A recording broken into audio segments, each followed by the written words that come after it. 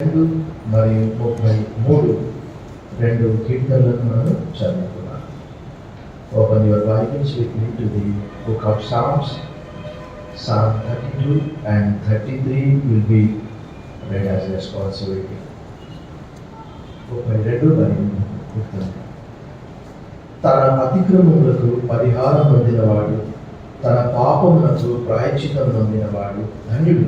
యెహోవా చేత నిర్దోషి అని ఎంచబడినవాడు, ఆత్మలో కపటం లేనివాడు ధన్యుడు. నేను మౌనిమై ఉండగా దినమంతయు నేను చేసిన నా ఆర్తధ్వని వలన నా ఎముకలు క్షీణించాయి. దివారాత్రులు నీ చెయ్యి నా మీద తలుపుకోలేదు, నా సారము వేసవి కాలమున ఎండినట్టాయెను. నా దోషమును కప్పుకొనక నీ ఎదుట నా పాపము ఒప్పుకొంటిని. యెహోవా సన్నిధిని నా అతిక్రమములు ఒప్పుకొందును అనుకొంటిని. నీవు నా పాప దోషమును పరిహరించి ఉన్నావు. కావున నీ దర్శన కాలములు భక్తి గల వారితో నేను ప్రార్థన చేయదు. విస్తార జల ప్రవాహములు పొరలివచ్చును, నిశ్చయముగా అవి వారి మీదికి రావు. నా దాగు చోటు నీవే, శ్రమల నుండి నీవు నన్ను రక్షించెదవు. విమోచన గానములతో నీవు నన్ను ఆవరించెదవు. నీకు ఉపదేశం చేసేదను, నీవు నడవవలసిన మార్గమును నీకు బోధించెదను. నీ మీద దృష్టి నుంచి నీవు ఆలోచన చేసేదను. బుద్ధి జ్ఞానములు లేని గుర్రపరినైనను కంచర గాడిదవలనైనను మీరు ఉండకుడి. అవి నీ దగ్గరకు తేబడినట్లు వాటి నోరు వారుతోనూ కళ్ళెంతోనూ మిగిలిపోవాలి. వారి గిరిలకు అనేక వేదనలు కలుగుతున్నవి. యెహోవా యందు నమ్మిక ఉంచువారిని కృప ఆవరించుచున్నది. నీతిమంతులారా, యెహోవాను బట్టి సంతోషించుడి, ఉల్లసించుడి. యథార్థ హృదయులారా, మీరందరూ ఆనంద గానం చేయుడి. నీతిమంతులారా, యెహోవాను బట్టి ఆనందగానము చేయుడి. స్తుతి చేయుట యథార్థములకు శోభస్కరం. సితారాతో యెహోవాను స్తుతించుడి. 10 తంతుల స్వరమండలముతో ఆయనను కీర్తించుడి. ఆయనను గూర్చి నూతన కీర్తన పాడుడి, ఉత్సాహధ్వనితో ఇంపుగా వాయించుడి. యెహోవా వాక్యము యథార్థమైనది, ఆయన చేయనదంతయు నమ్మకమైనది. ఆయన నీతిని న్యాయమును ప్రేమించుచున్నాడు. లోకము యెహోవా కృపతో నిండి ఉన్నది. యెహోవా వాక్కు చేత ఆకాశములు కలిగెను, ఆయన నోటి ఊపిరి చేత వాటి సర్వ సమూహము కలిగెను. సముద్ర జలమును ఆస్తిగా కూర్చువాడు ఆయనే, ఆకాశ జలమును పొట్లలో కూర్చువాడు ఆయనే. లోకులందరూ యెహోవా యందు భయభక్తులు నింపవలెను, భూలోక నివాసులందరూ ఆయనకు గెలవవలెను. ఆయన మనస్సు గలిగే వారిని ప్రధానమని, ఆయన ఆజ్ఞాపింపగలని కార్యము సిద్ధపరచబడును. అన్యజనముల ఆలోచనలను యెహోవా వ్యక్తపరచును, జనముల యోచనలను ఆయన నిష్ఫలముగా చేయును. యెహోవా ఆలోచన సదాకాలము తెలుసును, ఆయన సంకల్పము తరతరములకు ఉండును.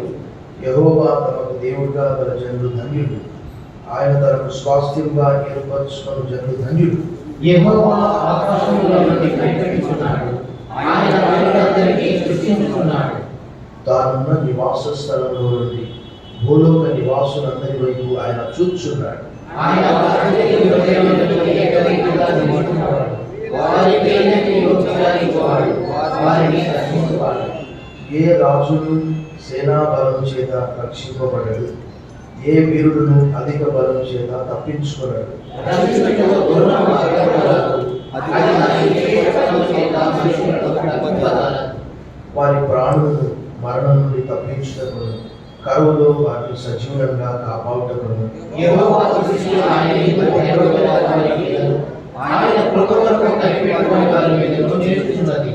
మనం యెహోవా పరిశుద్ధ నామమందు నమ్మిక ఉంచి ఉన్నాము, ఆయనను బట్టి మన హృదయం సంతోషించున్నది. మన ప్రాణము యెహోవా కొరకు కనిపెట్టుకున్నది, ఆయనే మనకు సహాయమును మనకు కేడమునై ఉన్నాడు.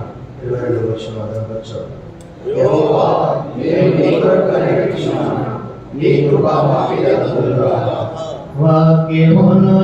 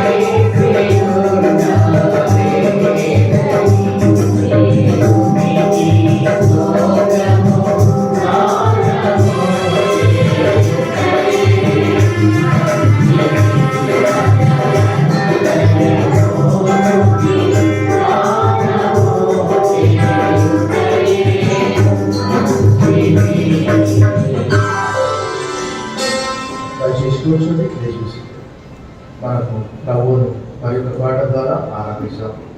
పాట